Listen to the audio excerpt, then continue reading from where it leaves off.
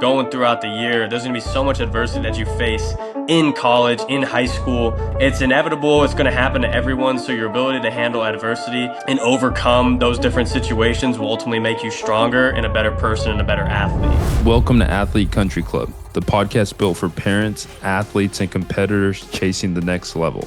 I'm your host, Marcus McMarion, former Division I quarterback, now founder of Athlete Country Club. I started this show because, like many of you, I had to learn the recruiting process the hard way, traveling up and down the state, spending thousands trying to figure out what actually works. Each week, we break it down through two powerful segments. First, Coach Talk. This is where we sit down with college coaches, director of player personnel, recruiters to uncover exactly what they look for when offering scholarships. No fluff, just the truth from people making the decisions. Second, Athlete CEO. Here we go beyond the field, into habits, training, and mindset that build elite performance and long-term success. You'll hear from strength coaches, nutritionists, sports psychologists, and former athletes who've turned their grind into greatness in business, leadership, and life. Because being an athlete isn't just about playing the game, it's about mastering it and building your legacy beyond it. So whether you're a parent trying to navigate recruiting or an athlete ready to level up, you're in the right place. Welcome to Athlete Country Club, where we turn potential into performance and performance into purpose. What's good, everybody? Welcome to Athlete Country Club. I'm your host, Marcus McMarion. Today's guest is a quarterback who's quietly built one of the most resilient careers in college football. He's been doubted because of his measurables. He's been overlooked in recruiting. He's battled injury. He's transferred, and yet every locker room he walks into, he earns the respect of his teammates and coaches. Back in his hometown, now he's in the mix with Arizona State Sun Devils after a stop at Michigan where injury sidelined him. He's hungry to get back on the field. I've had a front row seat to parts of his journey from his days leading Fresno State while I was running the NIL Collective to now watching him stepping into a new chapter. This one's about resilience, quarterback IQ, and about what really separates Power 4 football and about what it means to be the guy. Mikey Keene, welcome to Athlete Country Club, brother. Appreciate you, Marcus. Thanks for having me on, man. Yeah, no, I'm pumped, man. It's funny. I just want to start, man. It's like, I think of how do I just make this as simple as possible for high school athletes to kind of understand. But okay, like if I'm just looking at your measurables, Mikey Keene, 5'11", 185 pounds. Like on paper, that's not what a lot of recruiting departments, quote unquote, are drawing up. So like my first question is simple. Like, why has Mikey Keene been a successful college quarterback? 5'11", I'll take that. I'll take that. That's generous. Damn. But no, I mean, coming out of high school, obviously not the measurable guy. Played at a prolific high school in Chandler High School. Never lost a game there, so I had a good track record of winning. But we had a great system, great team. Kind of was a dynasty in Arizona high school football, but. Really, just I think that what separates me is work ethic, and then my intelligence, and my disability to put those two together, ultimately to get the best product on the field. I understand my strengths, I understand my weaknesses, and I feed into both of those to try and develop myself into the best person and player that I can. I truly believe how you do anything is how you do everything. So attention to detail in everything that I do is something that I really like to live by. But it's honestly just a work ethic and the ability to grind and build that football IQ. Because coming out of high school, everyone thinks they know all this stuff. And I was blessed enough to be able to play my freshman year, and sometimes the best experience is experience. Learning about coverages and stuff. Sometimes I was seeing things in practice that I've never seen. I remember the first time that I got double cloud in practice. I threw a pick. I thought I had a bender, and I didn't see that middle field safety, and I was like, "What the hell is that coverage?" So stuff like that, getting the opportunity to kind of learn from my mistakes and not make the same mistakes, and also being coachable. These coaches that recruit you and ultimately bring you to these programs.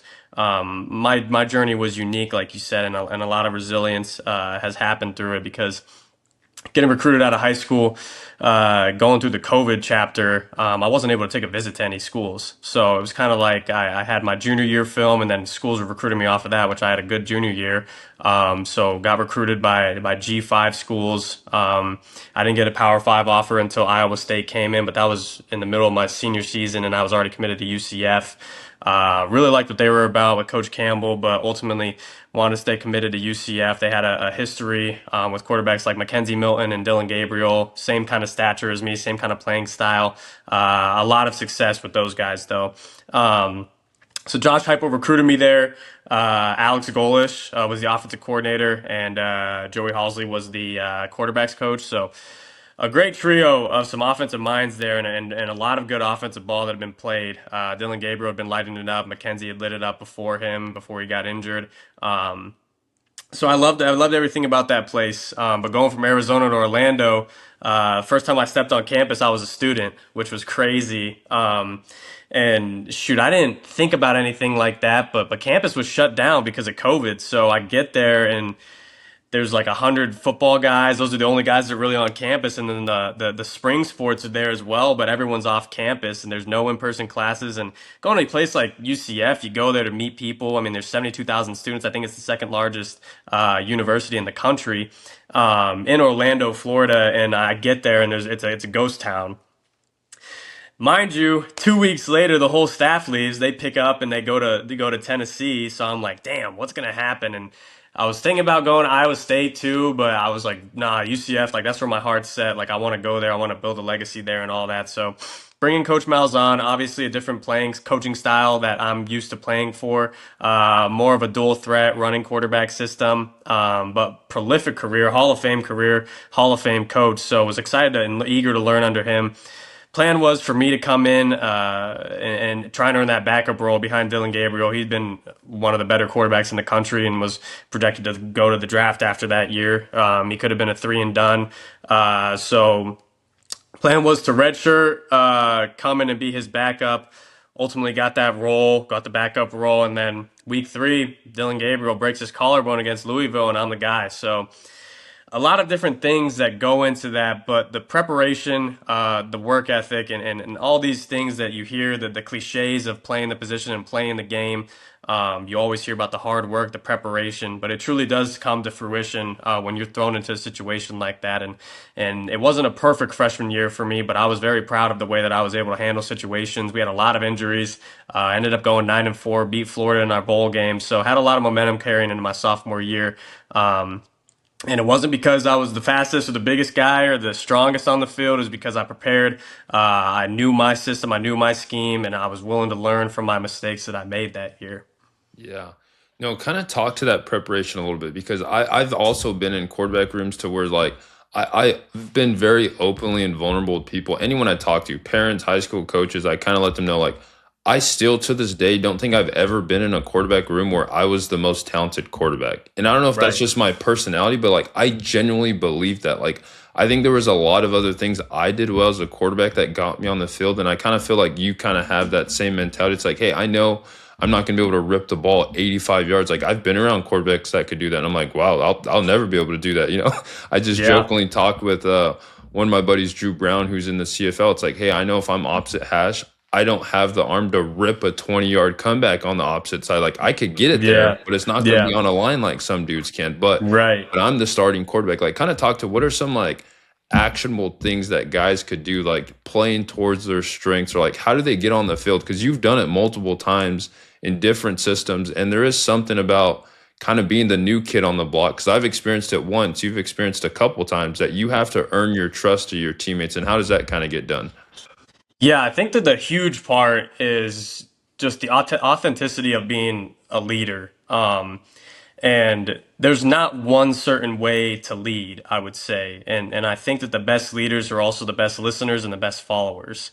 I think that just coming in and putting your head down and working to be able to earn that trust, and then ultimately showing those guys that you're willing to what you're willing to do to prepare your body, to prepare your mind. Are you in the weight room extra hours? Are you taking care of your nutrition? Like there's so many different aspects of being a college football player that come to light when you get in that situation, and everyone's always watching, and just I think the best thing is being around as much as you possibly can, like guys seeing that you're willing to stay at the facility and stuff, and people, and not an overbearing amount, like you want to have a life as well outside of the facility, especially when you're in the off season. But I think that it's super important for the quarterback to be seen around the facility as much as possible. Like if you're just kicking it, go upstairs, talk to some coaches. If you're chilling, just go to nutrition lounge, whatever. Hang in the weight room, roll out extra, talk to those guys. Like talk to the staff, get to know those guys, and slowly you can start bringing others along with you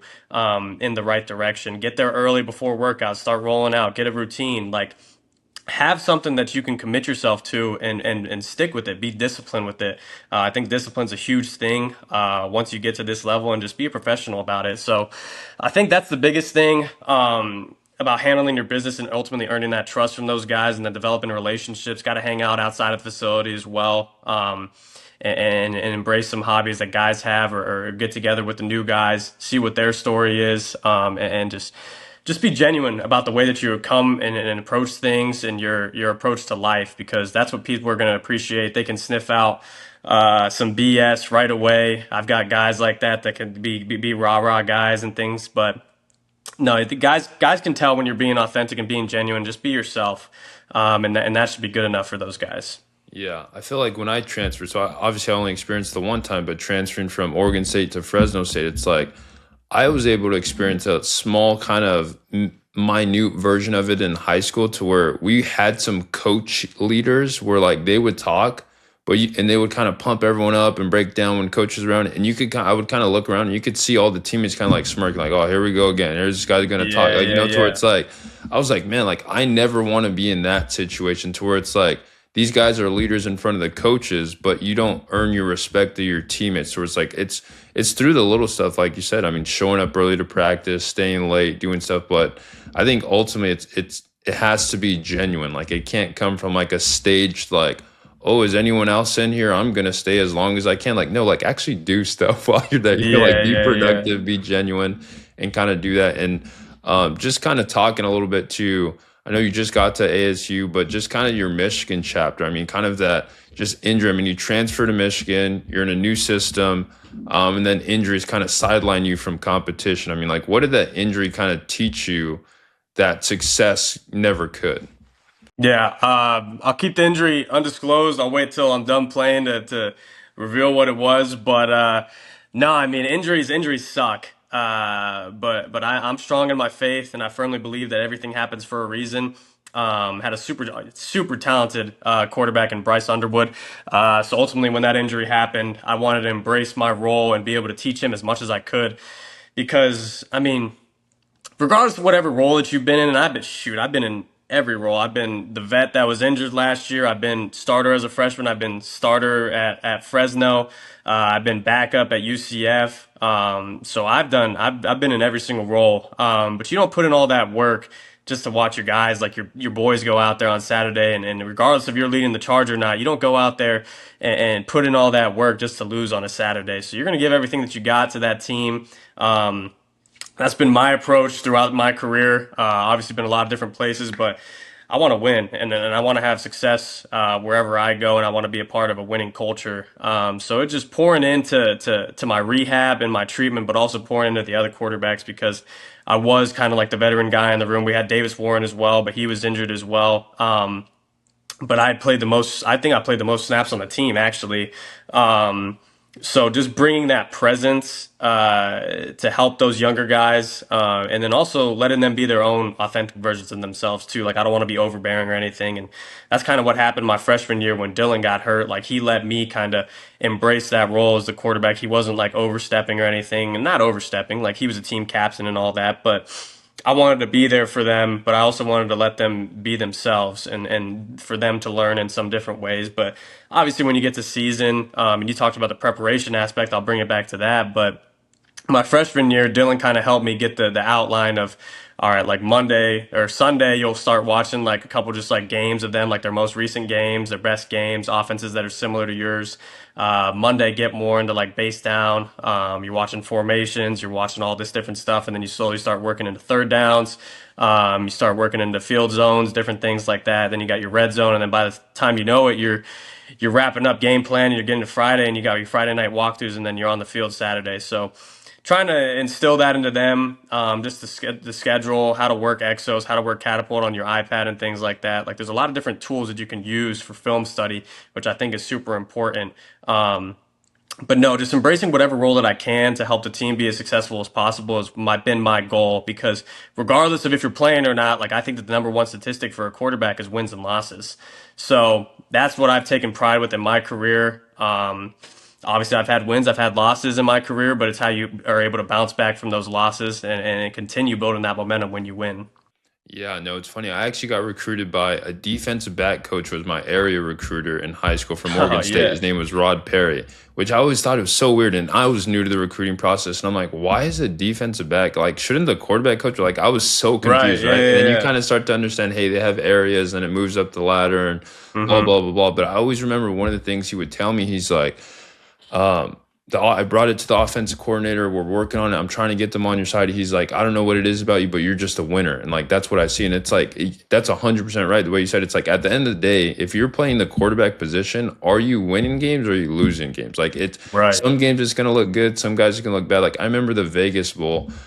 We won. I got so much credit for winning that, and I played terrible that game, right? Yeah, Like I yeah, played so bad, but everyone was like, "Oh, you won! You're a Vegas Bowl champ!" Blah blah. Like, and I was getting so much, but Ronnie Rivers just absolutely went off that game, right? Just yeah, rushing for a crazy amount of yards, and like I played so bad, I wasn't even happy after the game. I was like, God, I was like trying to like, dude, you won, get over it, you know? Like, but I was like, just the competitor in me was kind of digging in fire, but kind of talk about just like for me personally, like a little context, I feel like when I was at Oregon State, I learned so much as a backup quarterback when I was on the headset because you hear the coaches talking about it and you hear some foul language going on every now and then, but it's kind hmm of in a good way, right? But it's like they're yeah, yeah, just yeah, looking at it from a completely different perspective. I remember sometimes the coach would say something on the headset when I wasn't playing. I just kind of sit back and be like, man, I never thought of it that way. You know, like as a player, when you're in it, you don't fully grasp the concept. Maybe you're not seeing it the way the coaches see it because obviously they're up in the box and it just looks like Madden. And they can kind of see everything just moving around, so they have a yeah, different perspective on it. yeah. But kind of talk to that. Like, how much did you learn, or how much growth did you experience just this past year, just mentally as a quarterback? Yeah, mentally, and everyone kind of has their own paths of their career, and obviously I've thought about getting into coaching after I'm done. But it's super cool to be able to see it in a different light. Doing a game plan, going into game plan, knowing that there's another guy going in there, and seeing how you can help, seeing what he thinks, what he likes from the game plan, like what his favorite passes are, what's his favorite third downs, like how he's ranking those things. When he gets in the red zone, like what does he want, like all that stuff. And then you see how you think. And you kind of wonder like what they think are different, or you're like, oh yeah, I get it the same kind of way. Um, but I think just going into game plan, and playing Big Ten is a little bit different. Obviously, a different style of league than we came from in the Mountain West. I mean, we were slinging that thing in the Mountain Yeah. West. But no, just seeing the preparation up front, how we're able to scheme run game was super cool and super unique. Michigan has a prolific history of run game. We had some crazy backs last year. Justice Haynes, he's at Georgia Tech now. He was unreal, and Jordan Marshall could have went and started at any school in the country if he wanted to. But that was the best one-two punch in the country, and I'm biased. But no, watching those guys work and watching those O-line work was awesome. And then seeing Bryce be able to do his thing, and sometimes he could just make up for it because he's so physically gifted. And as he matures and gets more into his career, like it's going to be awesome to watch. I'm excited to see him. But no, just having that different perspective, and kind of taking out the it's not, I wouldn't say emotion, but on a game day, like it's a different type of amp. Like you come off the sideline, like your adrenaline's rushing, like you have adrenaline spikes, you have adrenaline like drops, like it's kind of crazy during the game, and trying to focus and keep that all level is kind of sometimes hard as a quarterback. But when you're not playing, it's kind of just level the whole time. So you see coverages super clearly from the sideline. One of my jobs last year, and I took into it, was just trying to see what coverage they were playing every play and then reporting that back on the sideline. Seeing how we could get an edge, and that such way. But I talking to coaches and them being in the box, like they just talk about how you can see it so clearly, and I think that it's a weapon now because for tempo teams, seeing the shell, the defense and stuff, like we got the player to coach communication now, so there could be coaches that they can use it as a weapon and take advantage of stuff, get into different checks. So I think it's however the coaches are able to use that is totally a weapon. That player to communicate or player to coach communication is huge. Yeah, no, and it's funny. I should have mentioned this in the beginning, but you're our first college quarterback. We've had professional NFL, CFL. You're the first college quarterback that we've had on the podcast, and I was very Yeah, intentional about that. Towards like I have a lot of respect for you and your game, and I kind of it was obviously what you did on the field, but more so I saw the approach you had off the field, right? And I saw how much you respected the game and you respected your teammates and you respected your coaches and just kind of that camaraderie you had there. But kind of talk to a little bit. I think this is going to be just like absolute gold for high school athletes that are listening right now as far as just your experience. You're one of the most experienced college quarterbacks in college football right now. Kind of talk to right. just a simple 2-by-2 formation. You break the huddle, ready, break. Where are Mikey Keene's eyes going right away? Yeah, my eyes usually go right to the safety. See, it's one high or two high shell, and then from there, I try getting to the DB, seeing leverage. I get to the front, try and see where the point is for the protection. I'm a huge protection guy. I like knowing where I'm hot. I like knowing where the protection's going. I like if I need to slide it or anything. Indicators based off the safeties are huge for me. Then seeing leverage of linebackers, seeing if it could be like a safety rotation, if the will linebackers push, the will and Mike are pushed to the field a little bit.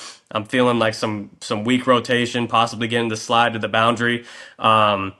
But no, I think that it's super specific once it gets to like a game plan type of week, because you're knowing what kind of indicators you're going to get through the film and preparation of that, and then it's kind of it's simplistic once you get to the game. I wouldn't say simplistic, but it slows down once you get to your whole process, and once you're able to recognize it easily, because teams on defense, they have tendencies. Obviously, third down's a whole different beast. Teams will have their blitz of the week, their coverage of the week, all those different things. And not everything that you watch on film is going to show up on Saturday. And some things you may watch and they may just do something completely different than what you thought. But if you stick with your base rules, follow your progressions, follow your coverage indicators and all that things, and you get your protection right, I think that you're in a good spot.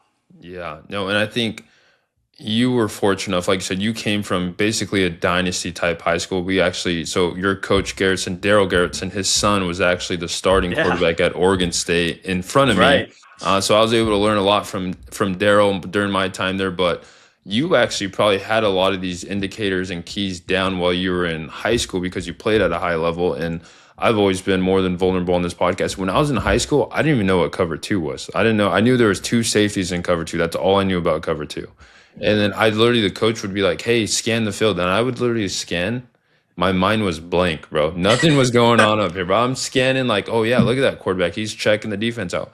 I'm like, "Oh, that Yeah, guy's got cool shoes on. This guy's got a towel on." Like I was like, nothing was yeah, yeah, processing, yeah. right? And I think that's such a big difference when you get to that level and kind of talk to like everything you just said in about a minute. You're really processing all that in about 3 seconds. Yeah, I mean, there's a 40-second life every single after every single play, and I mean, you get to the ball with about 25 seconds left, and coach communication shuts off at 15 seconds. So you're in the dark for a little bit, and usually you're snapping the ball before that. So all this is happening usually in a 15 to 20 second window on a play to play basis.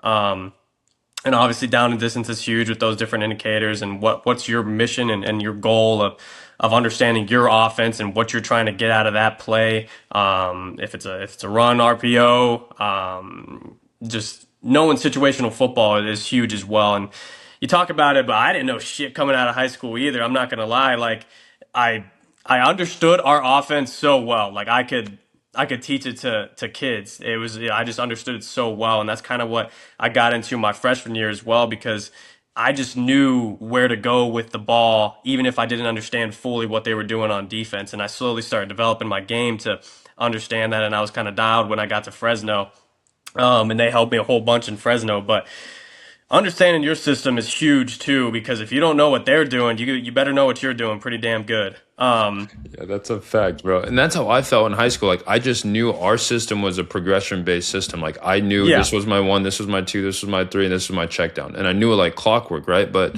obviously you fast forward to college, you're like, man, if I would have known that it was cover three, I probably wouldn't have hung on the post for 5 seconds, like hoping it came 100%. open. Like you kind of would have saw it, saw the press bell, and you would have saw different Yeah, things, you know? So I think that's just such a huge thing, just having just kind of a presence. And you're not always going to be right, but I mean, if you have some kind of pre-snap awareness, I mean, it just gives you so much of a leg up, and you start becoming the game just slows down. And I think hmm you're at that point in your career now to where you could say like, well, freshman Mikey was not processing this quick and having an hmm idea during stuff. And I think that's kind of a big part of it. And kind of in your opinion too, like when did you realize that quarterback is more about stewardship than just doing your own position? Because you're responsible for all the other 10 guys that are on the field as well. Yeah, so the unique thing at UCF is all of our install meetings were full unit. So just sitting there and I'm listening about a freaking a base block, or I'm listening about a combo block on the O line, and I start picking up stuff, and I'm like, shit, I kind of know what everyone's doing now, and I'm talking, and they're talking about the receivers splits, and wideouts are the smartest guys on the field, right? So we get out there, and I'm kind of like, I remember these like cues that I hear from the meetings, and I'm kind of helping the wide receivers out. So it wasn't. I mean, different coaches have different philosophies and stuff, and not everyone always does unit meetings like that. I think that has got its pros and cons. But from my standard, like I started picking up on stuff, and especially in year two, being at UCF, I was like, "Oh man, I'm dialed." And the way that Coach Malzahn was, like, I knew when we got in the red zone, like what we were calling, like I could call it out. He was very, very specific with what we were doing. So it was easy to like just kind of understand, and that's kind of why we had a good relationship together, is because I just kind of understood how he was clicking.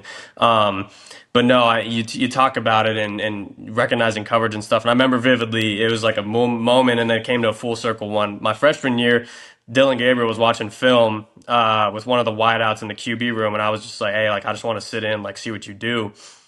And he's calling the coverage out, and I'm like, dude, it's like the ball hasn't been snapped. Like, what do you mean?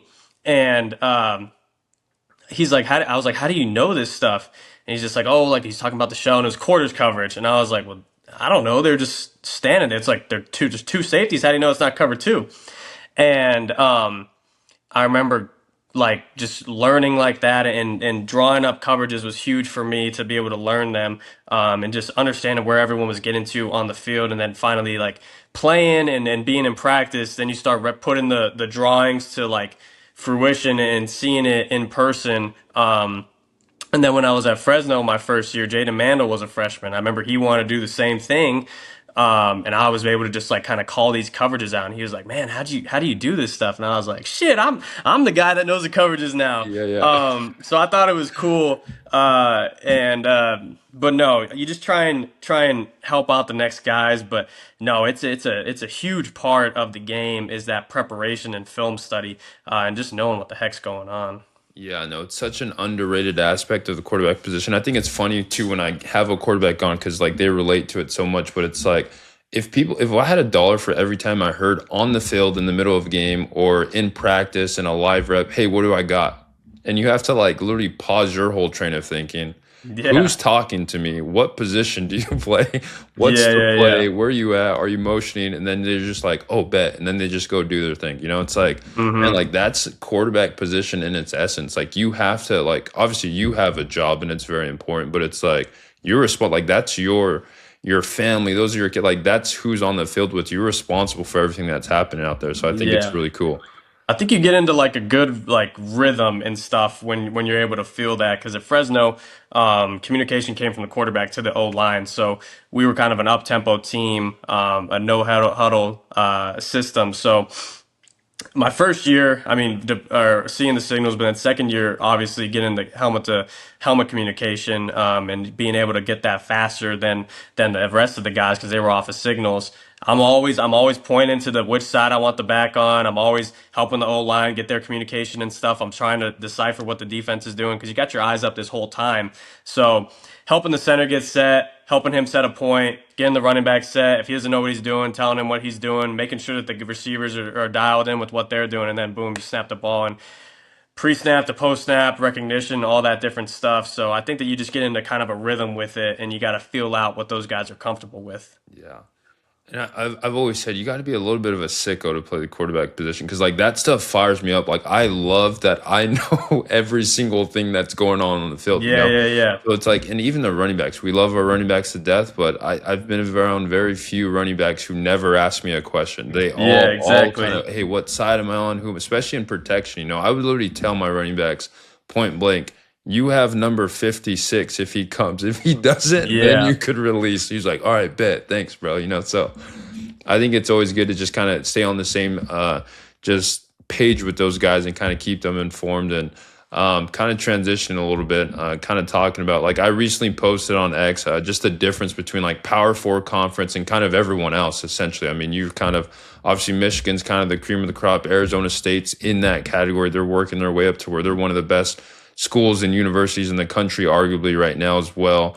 Hmm. Just like from a player's perspective, you've been all over the spectrum. I mean, like, what are some notable differences that you've kind of seen between the conferences? Yeah, obviously, I saw your post, and I was curious to see what you were thinking as well. But you talked about the guys coming from high school. Obviously, different style of dudes that are coming from high school. And now I would even say that the transfer portal as well. They're feeding off of those top guys. But as far as like once you get into like rapport with those guys and the relationships that you build, everything kind of flows together and is the same. Like off-season training may be a little bit different, but I break it down this way, and I've been in the system for 6 years now. Shit, it's crazy to say, but you come off a season, or you come from high school or transfer portal, whatever. You got your winter workouts. Boom. Then you start getting into like player-led practices, spring break, maybe before or after, but then you're in spring ball. Then you have May little break, come back for summer workouts, get 4th of July off, do whatever you want. And then it's kind of dialing it back in. Like you gotta get your last couple weeks before you go, maybe a couple days off before fall camp. Fall camp rolls around, and then you got the season, and then it's just a complete like cycle and the game day flow, like the week, like travel, all that different stuff. Like everyone is doing the same stuff, and so being at four different places and seeing like dang man, like everyone's doing the same stuff. Like you get your post game meal, you're back on the flight afterwards. Like God, if you win or lose, like if you lose, you're like guys are like, oh, this sucks. You got to come in Sunday, watch film, and you have your like whole like same process. And when I first got to Michigan, it was like surreal because I was just thinking like, oh man, this is like it's Michigan, and we slowly got into routine with stuff, and I was like, man, this is the same. Like, yeah, practice may have been a little bit different, a little bit longer and things, and the guys that you're around are a little bit bigger, but it's all kind of the same. It all works together. Everyone has their own process of how they think they're going to be successful. So you kind of just adopt that culture, but everyone's kind of doing the same thing, which is crazy to think about, and I didn't really like understand it until I was because playing against Michigan, you're like, shoot.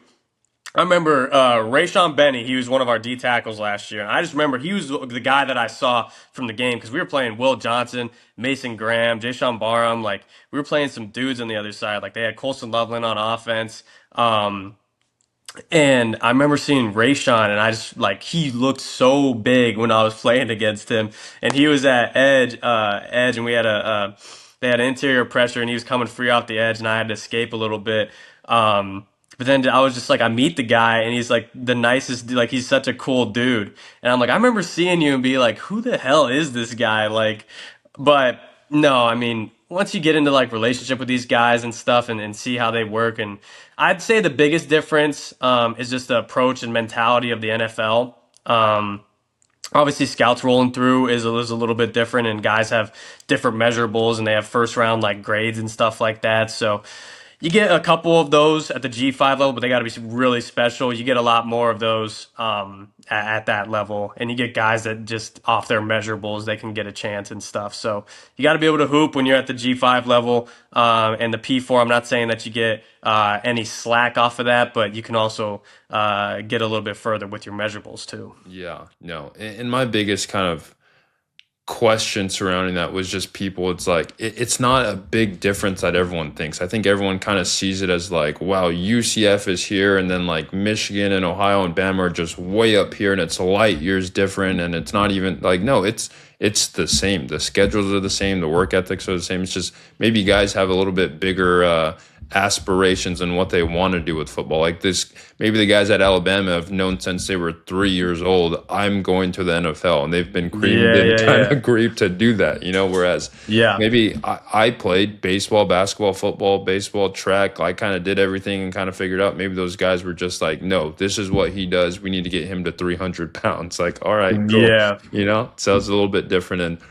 And I know just kind of we've kind of touched about it a little bit already, but I know in our newsletter, the Saturday Athlete, we talked about like football being like a language of just different dialects, essentially, and you've kind of experienced, I mean, different coordinators, different terminologies, but it's really, I mean, at the end of the day, football is football. I mean, it's the same concepts. And for you and your experience, like which coordinator has had the biggest influence on your game?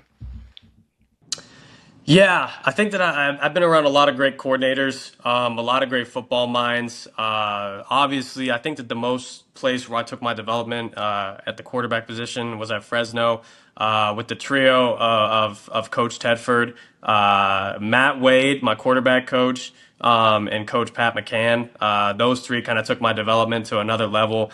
Pat having a unique perspective as our play caller. Being a receiver guy, I think was cool. And then Coach Wade being strictly with quarterbacks, he was kind of a direct reflection of Coach Tedford, I believe. And then Coach Teddy being able to sit in our meetings and things like that and add his stuff whenever he wanted or game plan wise and game week. Like Coach Teddy did a great job of letting his coaches coach, and Coach Wade helped me tremendously. And I think it started like with my note taking. Like he had a whole like outline for us, like as far as taking notes, how to color coordinate different stuff, like how he wanted it to look, and then development of the coverage, and then just speaking like different like verbiage and things as far as coverages. And he would kind of relate, like, all right, well, I've been here, and like they've called it this, but here's how we call it. But if you hear this, like, don't be surprised or anything because different coaches have different verbiage for coverages, for their own scheme, for whatever. So those three did a tremendous job. Obviously, coming into college with Coach Gus, working with GJ Kinney and Chip Lindsey, my 2 years there, prolific offensive coordinators and a head coach. So just being with so many different systems and running back with Coach Lindsey again last year at Michigan and Coach. He did a good job. A lot of great football minds. They've been through a lot of football. So just being able to pick the brains of different people and the plays are the plays. Like they're all going to be. Everyone's going to have their quick game stuff. They're going to have their Y cross in the drop back game. They're going to have their four verse, but they're just going to call it something different. So I feel like coming out of high school, learning those concepts was the biggest thing and understanding them, and then it's just word association once you get to like different programs and shit. I'm on my fourth one, so I've had to learn it a lot of different places. But it's just how people are able to group their verbiage together if they're going to do it based off a quick game, if they're going to do it based off of drop back or they're going to do it off of protection, like how they're going to be able to do it or shot plays, different things like that. So how they're able to make it player friendly, like we talked about before, is something that's unique, different, being able to see different programs do that. Yeah, well, kudos to you, man. You're gonna have your PhD in football terminology by the time you wrap up college. Just with all the different terminologies been exposed to. Because I had a difficult time even transitioning between one school. I mean, for probably the Yeah. first like 3 weeks of installing the new offense, I remember like a post corner at Oregon State was pill, but at Fresno we called it scissors. And we'd get it and I'd Yeah, see yeah, yeah. scissors and I'd be lined up and be like, just read it like pill, bro. Just read it like pill. So I'm still saying the old play call in my head until I could finally get the new play call. Like, okay, this is actually this play call now. So it took me a long time to kind of transition to figure that stuff out. And then I think kind of the last kind of things I wanted to kind of do with you, just kind of like a little quick little segment for you, just kind of a rapid fire kind of thing for quarterback IQ that I think would be kind of fun for kids to kind of grasp what it's like to be a college football quarterback. But just for you, like, what was a situation in a game or a team where they might have had like the best defensive disguise you've seen? Ooh. Uh, I would say my freshman year, I had some, and at Fresno, I'll go through the list. Okay, so Fresno, or freshman year at UCF, we played against Navy, and they were either a cover zero team or they were dropping into like double cloud, like cover two and stuff. And we had a lot of checks. We had our man checks and we had our cover two checks. And they got me once. Like we had a dummy cadence and they held in there. They held in their shell and I just had to throw it away. So Navy did a good job. I wouldn't say it was disguise, but my freshman year as well, playing at Cincinnati when they were ranked number two, they had Sauce Gardner and Kobe Bryant as corners. They had a lot of dudes. They went to the playoff that year. They were badass. But they played cover one, cover two, or quarters. Like they did not disguise anything. They were just like, we're better than you. Like that's what they did all year. That was a damn good defense. Coming to Fresno, San Jose did a good job. My first year in 23, they did a good job of disguising some stuff. They did a really good job actually disguising some stuff. And then playing against Michigan too. My second year there, they had a great defensive scheme with Wink Martindale, who I've got a lot of respect for. Being playing against him and then also being in the same building as him. But a lot of different coverage variations from those guys. But no, I mean, we got a whole bunch of different coverages just because we would throw the ball a whole bunch at Fresno. So a lot of different variations of drop eight, a lot of different variations of zero or one rat or anything like that. We got every coverage in the book, I'd say. So we saw a lot of stuff on a week to week basis, and it was challenging, but I liked embracing the challenge. I appreciated that part of the game because when you stick a defense in one of those coverages that you just game planned against, it's a great feeling. Oh man, I'll never forget playing against San Diego State. They've always had a really good defense every year, and then we had a offensive analysis named Brad. I don't think Brad was there by the time you got there, but he was just like kind of small, like kind of frame, dorky kind of guy. Like he knew Hmm. he never played. You could tell he never played football, but the dude was a genius, bro. And he had Yeah. figured out that they had one safety. They would kind of have three safeties, but he found out that they worked on a string. And he was like, if you look at this guy, he'll tell you nine times out of 10 where it goes. He's like, I'm like 80% sure that this is right, but I'm not 100% sure. And I remember after the first series, like me coming off the field after he scored a touchdown, and his face is just like lit up, like, bro, it's exactly what we thought. And we're just smiling at you, like, we're about to kill these dudes. Like, we know exactly what they're going to Hmm. be in because this guy's giving it away the whole time. So it's like, it's such like a unique feeling, like a warm feeling as a quarterback when you're just like, you put all this time and energy into preparation. You're like, dude, it's actually what I thought. And I'm like I picking it know. up so quick. It's like, it's clicking, you know? I have one moment like that, and it was funny enough. It was at Arizona State. Fresno was playing at ASU, and throughout the week, we knew that they could have a possibility of dropping into Tampa versus this one play. We had a one eye, two eye beater. And Jalen Moss was running the route.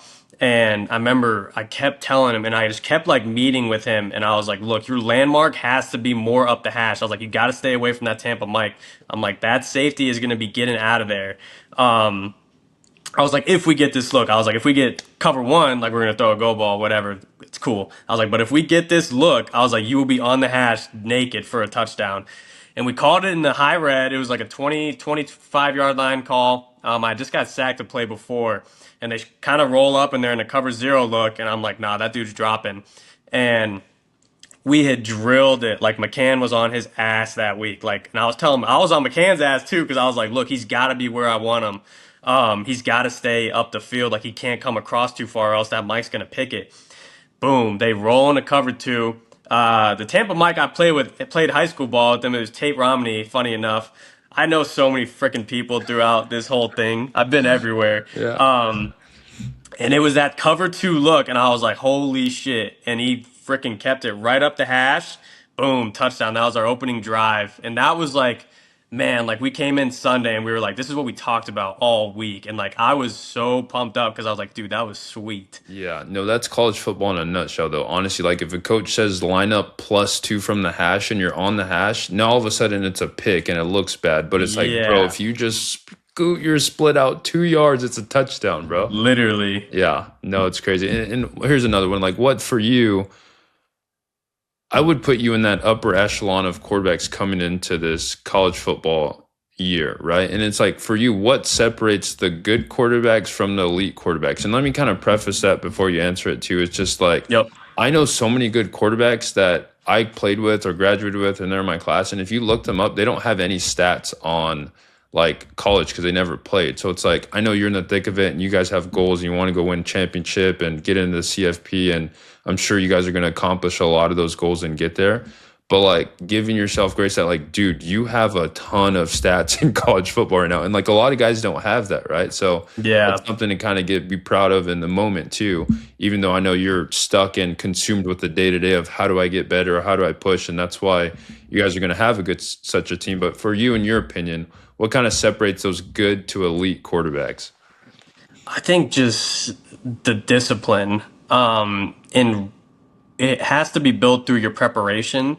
But I keep saying it, and I just think that the discipline, because there's going to be so many different things happening. There's going to be different coverages that you're going to see, but you have to be able to trust your preparation, trust your coaches, and trust what you're trying to do on offense to ultimately do your job every single play. You can't get out of line and try and be a hero. Obviously, you're going to have to make plays at sometimes. Pocket breaks down, scramble, make a play, make the coaches right at sometimes, but ultimately, like, getting in a rhythm and playing with discipline, I think is so big for the position. And I've gotten carried away in some games, and I get away from my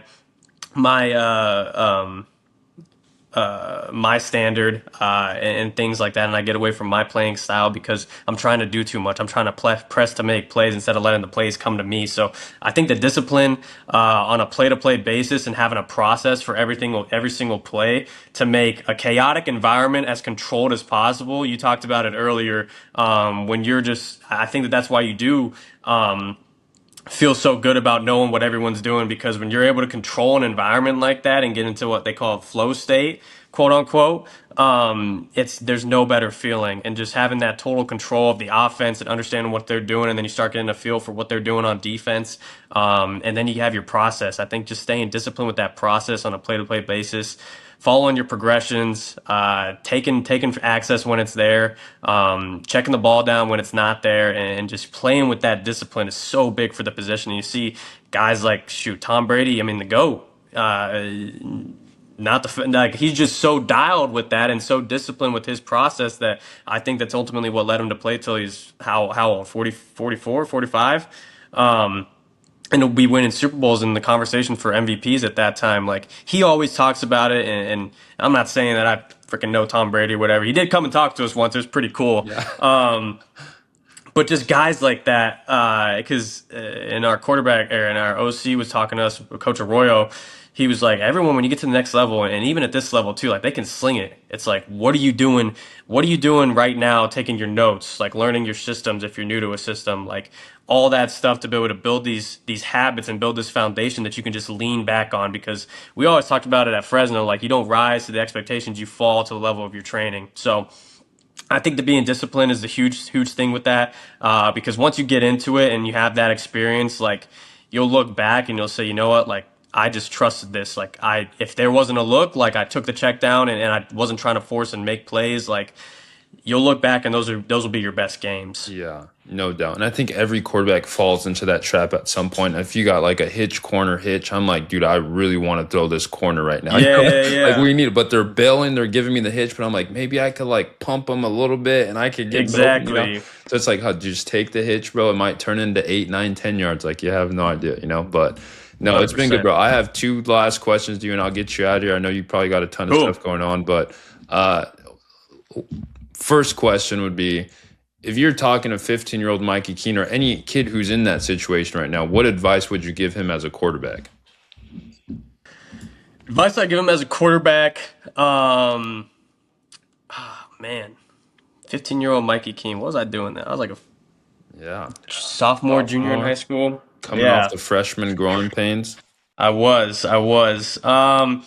Biggest thing is I had a great quarterback coach. His name was Rudy Carpenter. I would say to go back and ask him as many questions as possible. He was a guy. He's an ASU alum. He played here. He had one of the best freshman seasons I think in history of ASU. So great player here, and he would always be on my ass for like coverages and things like that. And I remember he would always ask me, he's like, all right, well, what concept is good versus this? And for some reason, I could not just, I just always thought that stuff was good versus cover two. He's like, cover two is not good versus most of these pass concepts, Yeah. okay? And I always just like overlook stuff like that. But I think just becoming a student of the game and trying to get a head start on coverages maybe could help me out a little bit in my freshman year. But just trying to understand defenses a little bit more and understand kind of the run game of things and not just being so like passing game minded and just trying to be a student of the game is the biggest thing that I would say for myself. Yeah, no, that's perfect. And then kind of the way I like to end every podcast, just the last question is like, for whatever reason, if this whole podcast got erased, I forgot to hit record, we have to redo the whole thing, or if we only had this last kind of segment of it, it's like, what are 2 to 3 truths about becoming a successful athlete, in your opinion, that are kind of the gold standard? Like every athlete, no matter what sport, football, quarterback specific, these 2 to 3 things are kind of the gold standard that need to get done to become a successful athlete. Yeah. I mean, shoot, I've talked about it the whole time, but just work ethic and preparation, I think, are huge.